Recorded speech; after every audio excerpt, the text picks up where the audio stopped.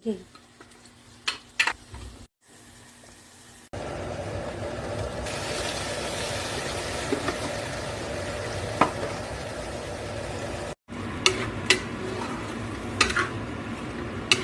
Right, everyone.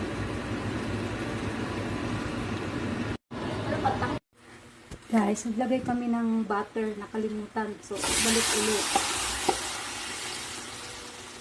So, ayan guys, maluluto na po yung shrimp or hipon ang niluluto. Luto na po yan. So, nagluto ako dahil ako ay nagugutom po. Nagugutom daw. Kaya po ako nagluto. 1 kilo yung binili ko, 500. Gusto ko wala sana, pero okay lang yan. Mahalaga. Gusto ang shrimp ngayon guys, or hipon.